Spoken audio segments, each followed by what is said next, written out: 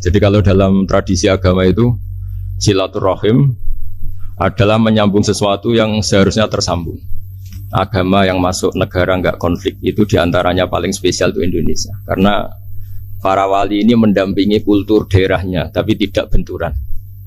Misalnya kalau orang Jawa dulu pakai sesajen di sawah-sawah, katanya dimakan penunggunya. Ya penunggunya sawah itu kalau dulu ya pikirannya itu makhluk gaib. Di era modern ya penunggunya itu ya kambing, ayam itu. Jadi ya memang yang makan itu akhirnya. Tapi dulu itu aneh diistilahkan dimakan penunggunya. Kalimat penunggu itu apa ya gak jelas, apa dengan tanda petik apa penunggu betul gak jelas. Wali-wali datang tidak mengkafirkan itu tapi terus dirubah jadi sedekah ke tetangga-tetangga. Jadi kultur itu enggak dilawan tapi cukup diubah. Jadi makan di demit menjadi sedekah ke tetangga. Nah, cerita kurban juga seperti itu. Dulu tokoh-tokoh Quraisy penunggu Ka'bah itu dulu sudah ndak tauhid, sudah musyrik kalau dalam bahasa agama. Itu di mana-mana termasuk kebutuhan pokok manusia itu kalau kumpul-kumpul itu makan-makan. Itu mulai dulu. Terus korbannya itu ya pasti perempuan mulai dulu. Jadi hanya bagian masak, boleh makan nanti ngenteni luwian itu, ngenteni bekas-bekasnya. Sehingga yang nyortir Abu Jahal CS itu. Jadi yang kurban harus hewannya bagus, spesial, bahkan nggak boleh dikawinkan. Hewan yang mau dikorbankan itu nggak boleh dikawinkan, nggak boleh pernah dikendarai, nggak boleh pernah dipakai bajak sawah dan sebagainya. Semuanya serba spesial. Nanti dikorbankan di Ka'bah, yang dijual Ka'bah. Nah pertanyaannya Ka'bah ini nggak pemakan daging, yang untung ya ketua-ketuanya ini, karena Ka'bah tidak doyan daging. Dan itu ya di atas namakan Allah, ini demi taqarrub ila Allah, demi itu. Sehingga mereka bilang wa qalu hadhihi an'amu wa harsun hijrul la yat'amuha illa man nasa'u bi samihim. Ini hewan korban harus spesial dan yang berhak makan hanya orang-orang spesial, yaitu para penunggu Ka'bah, para sadanatul bait. Tapi karena mereka sudah tidak benar, tidak jujur, Islam mau merubah tradisi itu. Tapi kalau tradisi itu dirubah, maka Islam akan terkenal pelit karena dari acara makan-makan menjadi tidak ada makan-makan. Jadi kadang kebenaran itu harus diganti dengan sesuatu yang tidak ekstrim, karena tadi dari acara makan-makan menjadi sama sekali nggak makan-makan. Maka terus diganti oleh Islam dengan kalimat udhiyah, dengan kata kurban. Nah, kenapa itu harus terjadi? Karena kurban itu sebetulnya syariatnya Nabi Ibrahim, di mana orang Mekah itu memang turunan Nabi Ibrahim, sehingga sisa-sisa makan-makannya masih. Cuma mulai ada melenceng, ada sesajen, ada khurafat, ada bid'ah. Kemudian itu mulai masalah. Terus Rasulullah Muhammad SAW datang ingin benahi itu. Tapi yang dibenahi adalah menghilangkan kemusyrikannya, bukan makan-makannya. Akhirnya diganti oleh udhiyah. Nah, kenapa ada kurban? Kalau dalam banyak literatur, Nabi Ibrahim alaihissalam itu Nabi yang paling dengan tanda kutip mengklaim kalau beliau itu orang paling sayang.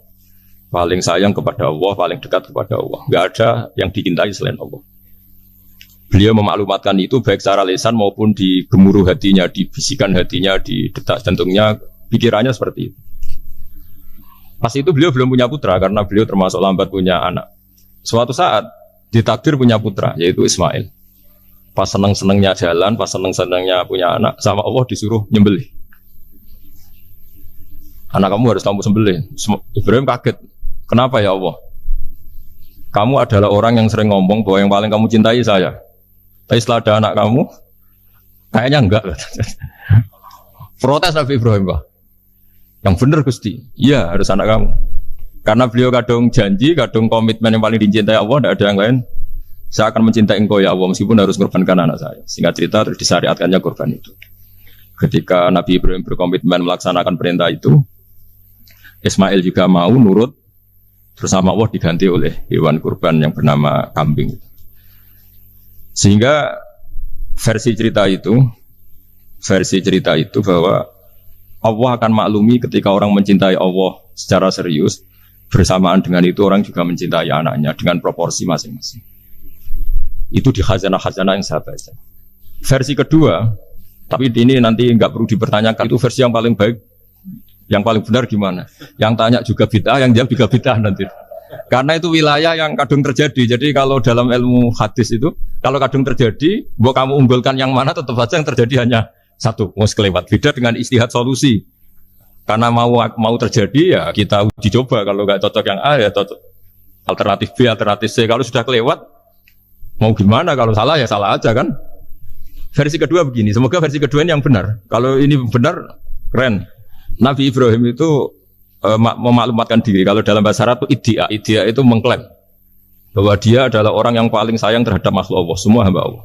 Terus beliau diterbangkan ke langit. Diterbangkan ke langit, ke alam malakut. Ya tidak usah ditanyakan, tanya terbang gimana, nanti ribet nanti itu. Setelah diterbangkan di langit, wa kadzalika nuri Ibrahim malakutas samawati wal ardh, diperkenalkan alam langit, terus dipertontonkan. Itu ada sekian hamba Allah yang nyabu, yang ngefly, yang dugem, pokoknya yang maksiat-maksiat itu. Ibrahim ditanya sama Allah, gimana itu mereka menurut kamu? Damirhum, habisi saja Allah. Mereka makan rezekimu, hidup di bumimu, tapi mereka tidak mengindahkan engkau. Matikan saja. Sama Allah diturutin. Jalan-jalan lagi sampai 3 kali peristiwa tempat-tempat maksiat itu dihabisin sama Nabi Ibrahim. Beliau minta sama Allah supaya itu dihabisin. Singkat cerita, terus beliau diturunkan sama Allah. Setelah diturunkan, ya Allah tidak jawab, tidak apa. Allah itu punya sunnah, punya tradisi. Dengan nabinya itu tidak jawab.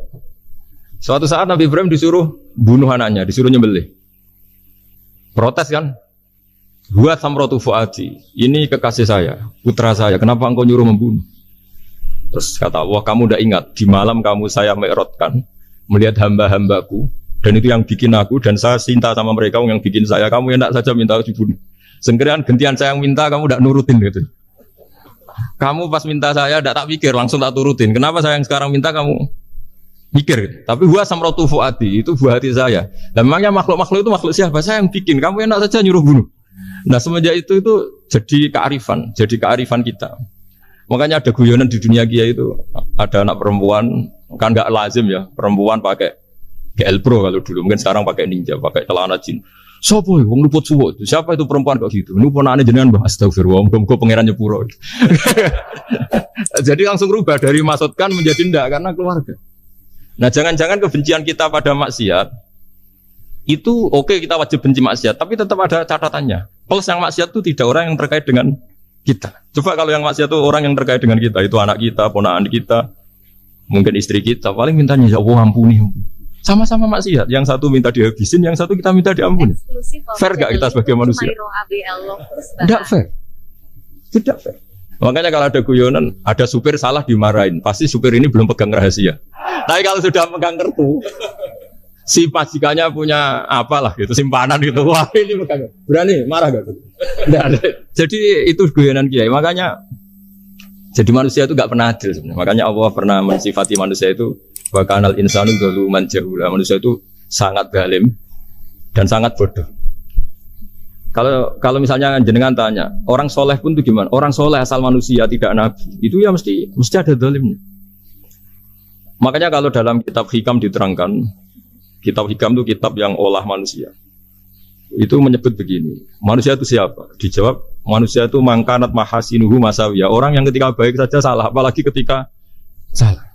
Kita misalnya punya toko laris ya, doanya mustajab laris, pembelinya banyak, kualitasnya bagus. Pasti ada toko sekeliling yang megap-megap karena orang sekarang ke kamu kan itu. Sehingga orang supaya terus merasa salah. Rabbana dzulamna anfusana. Meskipun kita sedang benar pun, saya termasuk kiai yang kalau ngelepas haji, mungkin yang haji itu mangkel. Karena saya tidak pernah muji-muji haji, meskipun saya melepas orang haji. Umumnya kiai kalau ada orang haji kan dilepas haji mabrur, tidak ada lain balasan kecuali surga. Saya itu karena pernah kecil, pernah dengerin masyarakat. Itu ngenes ketika si kiai pidato tadi ternyata ngenes. Ngenesnya seakan-akan surga itu hanya milik yang haji. Mana koyo kula sepudi Gus kula ora kelar kaji. Semenjak itu setelah saya jadi kiai ya dendam juga. Akhirnya setelah saya jadi kiai kalau ngaji orang yang haji mabrur balasannya surga, orang yang fakir sabar juga surga, orang yang sering dimarahin istri juga surga. Kata pokoknya surga terus. Sampai yang mau haji itu Gus gimana kok bahas kita kok sama dengan mereka? Ya karena saya ada ulama pesanan kata gitu. Jadi artinya gini. Ketika Anda muji ibadah haji, jangan kira yang ngenes tidak banyak. Yang ngeluh juga banyak, karena mereka ada takdir gak mampu haji.